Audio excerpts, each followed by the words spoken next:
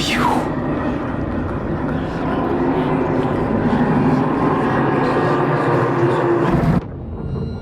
He's always listening.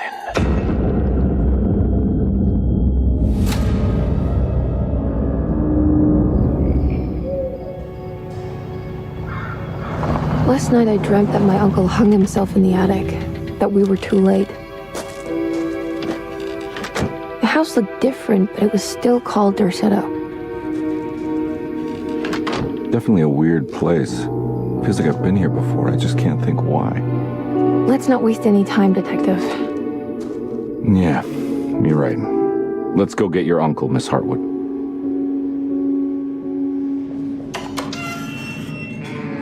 It transports you into the dark alleyways and into the night. I mean, it's always trying to create a mystery, right? It's something that's more than just jump scares. A bit of fighting, demanding puzzles, and a lot of atmosphere. It maintained some of that weirdness of the old games, but it had like an updated slickness to it that I liked as well. You haven't seen a little girl by any chance, have you? I don't think so. You would have known if you did. We start our story much like the original. Jeremy Hartwood is haunted by the Dark Man, and he goes to a countryside hospital called Derceto in hope to find some help. I need to get this letter to my niece. She would understand. Jeremy sends a disturbing letter to Emily Hartwood, his niece, and it spooks her enough that she hires Detective Edward Carnby to find out what's going on. Who are you? Whoa, pardon me, excuse me. My name is Edward Carnby, private investigator. I hope you don't mind we let ourselves inside. I do mind. We knew early on that we had a character-driven story, so we needed to find some really good actors to make those characters come to life. I knew of past iterations of the game. I mean, the video game world is something that I'm very interested in general, the horror game genre specifically. David has a really strong presence as an actor, and he's able to make the funny moments really funny, but also the dramatic parts really intense. Why the hell do I wake up hearing that damn voice? I know what it sounds like, but it's not what you think. He's kind of a gruff detective, and he's like searching for something, and you know, he's hard-boiled, but he's got some humor to him and stuff like that. He's a bit of a trope or a type, and I like that, and I like the world and sort of how he's exploring this insanity amidst all this horror and stuff. I liked all those aspects. Let me know if you find her. I'll be around. Emily Hartwood has a closer connection to the plot, as she's Jeremy's niece, and therefore also suffers this strange affliction known as the Hartwood curse. I love the mystery of the game.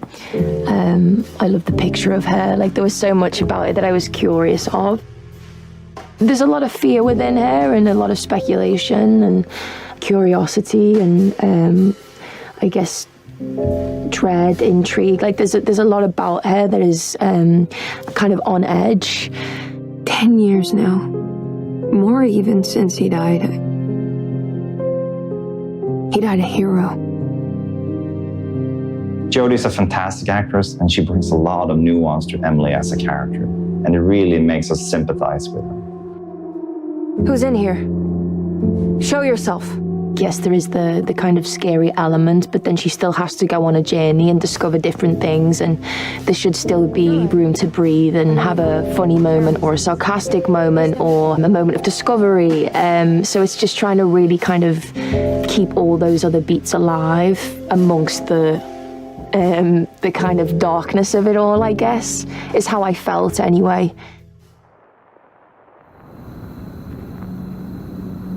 So we're bringing back both Emily and Edward as the playable characters, and depending on who you play, you will get a different take on the same story. The people at Derceto will react differently to you depending on who you play. Even the story will be slightly different. What are you doing sneaking around? So you should definitely make sure to play the game twice. What are you doing in my kitchen? Get out!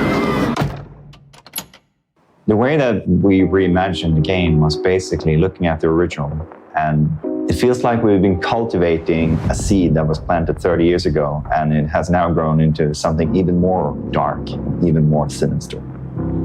I remember that with the first Alone in the Dark I made in 1992, we were basically doing something that nobody had done before. It was the first time that we could explore a big mansion, fight monsters, and solve difficult puzzles all in real-time 3D. At the core is a haunted mansion. That's the most important part. It's Derceto, I would say. Feeling that you're trapped inside a kind of small space. Yeah, I used to say back in the old days that it was another character. Yeah, for sure. With all the remakes going on today, you are never sure what you get at the end. I think that Michael and the team at Pieces did a great job preserving the core feeling of the game. They even went further than everything I could expect 30 years ago. It's really an honor to sort of be a part of the franchise in that sense, because it is such a, again, it can't be overstated. It's so special. It was such a new experience. As a fan of the original, I wanted to bring as much as I could into our version. And they might have a slightly different meaning and different reasons to be there, but if you know the old games, you will find a ton of references. Do I know you from somewhere? I remember you, Mr. Conby. I feel the franchise is in good hands now, and I can't wait to play the full game.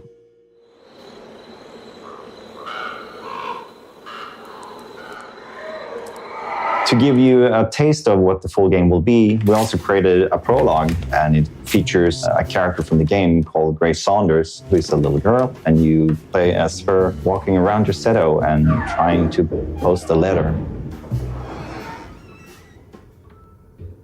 The prologue is the first glimpse into the atmosphere and the mood, and of course the story of the full game. So if you want to have a look, go and download it right now.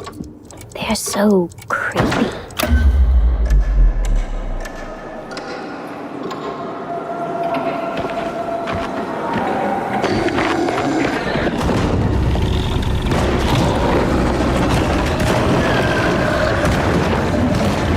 Our combat is intense and tough, and you will need to use every bullet you can find. And if you run out of bullets, I'm out of bullets. you might need to get in close and hit them with a melee weapon. Or if you're lucky, you can find something to throw. As mentioned before, your job is to find out what happened to Jeremy Hartwood. And to do that, you will need to visit some unexpected places. And to get to those places, you'll need to find clues and solve some interesting puzzles. Depending how much you feel like a detective yourself, you can choose how much you want the game to help you find clues and where to go next. So the biggest creative focus for me has for a long time been to reach something beyond the mundane, something spiritual. Mike, the director, and I, we spent a lot of time trying to figure out what musical direction we wanted to take with this project. And when we finally decided to go for this kind of dark or doom jazz direction, our minds went directly to Jason, who is a master in this genre. It's a very visual genre of music. The fact that it's inspired from noir films or noir detectives is already a good explanation of why this music fits very well for Alone in the Dark. There's a huge mountain and volcano of reverb with drums and screaming saxophones.